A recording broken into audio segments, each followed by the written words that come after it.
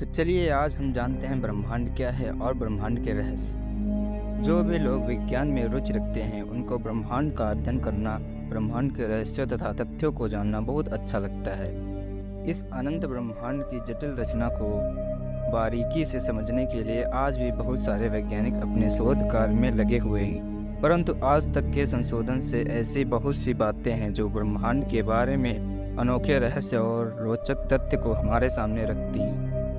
दोस्तों, इस वीडियो में हमने ब्रह्मांड के बारे में रहस्यमय और रोचक जानकारी प्रदान की है, जैसा कि ब्रह्मांड क्या है, ब्रह्मांड का रहस्य, ब्रह्मांड की संरचना और ब्रह्मांड की उत्पत्ति, ब्रह्मांड का जन्म कैसे हुआ है और भी कुछ जानकारी इस वीडियो में दी गई है। तो चलिए बात करते हैं कि ब्रह्मांड क्या है।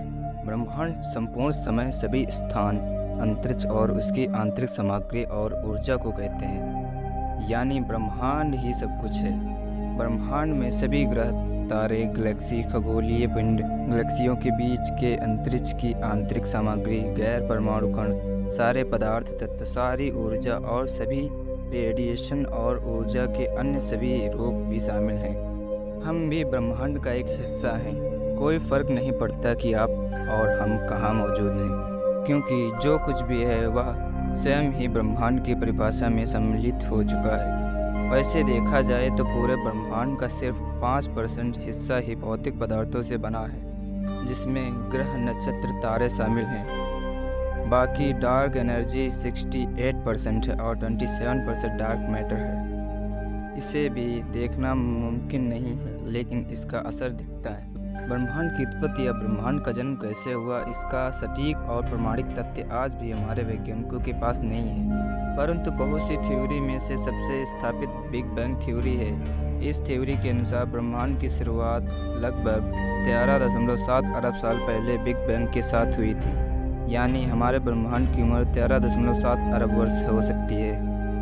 बिग बैंग थ्योरी के अनुसार लगभग 137 से 140 करोड़ साल पहले एक सूक्ष्म बिंदु में महाविस्फोट हुआ था, जिसे बिग बैंग कहते हैं। इस महाविस्फोट से छोटे छोटे बिंदु और टुकड़े होकर इधर उधर छिटकने और बिखरने लगे, और इसी से ब्रह्मांड की शुरुआत हुई और आकाशगंगाएं, ग्रह, तारे, ब्लैक होल आदि बनने शुरू हो गए और ब्रह्मांड फैलने लगा। परंतु आश्चर्य की बात तो यह है कि वैज्ञानिकों के अनुसार हमारे यूनिवर्स के फैलने का सिलसिला आज भी लगातार बढ़ता जा रहा है। अब बात करते हैं कि ब्रह्मांड किन तत्वों से मिलकर बना है। हमारे यूनिवर्स की अधिकांश सामग्री आधुनिक भौतिक के लिए आज तक अज्ञात रूप में है।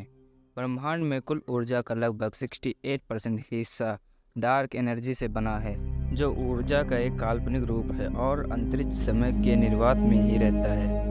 हालांकि हार्वर्ड यूनिवर्सिटी के यूनिवर्स फोरम के अनुसार भौतिकविदों को यह अभी तक नहीं पता है कि यह ऊर्जा कहाँ से उत्पन्न होती है और इसकी ताकत क्या है। यह डार्क एनर्जी ब्रह्मांड का लगातार विस्तार करती रहती है, जिसकी वजह से हर गैलेक्सी का एक दूसरे से फासला बढ़ता जा रहा है। ब्रह्मांड के पदार्थ और ऊर्जा का लगभग 27% हिस्सा डार्क मैटर से बना है, जिसे पदार्थ का एक अदृश्य रूप माना जाता है जो प्रकाश के संपर्क में नहीं। हालांकि अधिकांश भौतिक विज्ञानी सोचते हैं कि यह डार्क मैटर कुछ नए प्रकार के मौलिक कण या पार्टिकल्स हैं, परंतु इसका उन्होंने अभी तक प्रत्यक्ष रूप से शोध नहीं लगाया है। यह डार्क मैटर इतनी ताकतवर ग्रेविटी पैदा करता है कि आकाशगंगा के सारे तारे एक ही गैलेक्सी में बंधे रहते हैं, जिससे वे इधर उधर नहीं बिखरते। अब बात करते हैं, क्या ब्रह्मांड बड़ा हो रहा है। हमारे यूनिवर्स में जो आकर्षणीय शक्ति जो डार्क एनर्जी के रूप में है, वह डार्क एनर्जी लगातार बढ़ती गति से ब्रह्मांड का विस्तार कर रही है।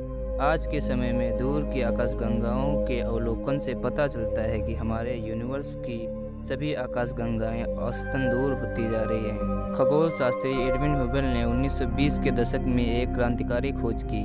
उन्होंने पाया कि ब्रह्मांड स्थिर नहीं है, बल्कि विस्तार कर रहा है, यानी आकाशगंगाओं के बीच की दूरियां समय के साथ बढ़ती जा रही हैं। इसका मतलब है कि अतीत में ब्रह्मांड आज की तुलना में छोटा, गर्म और कम्पैक्ट था।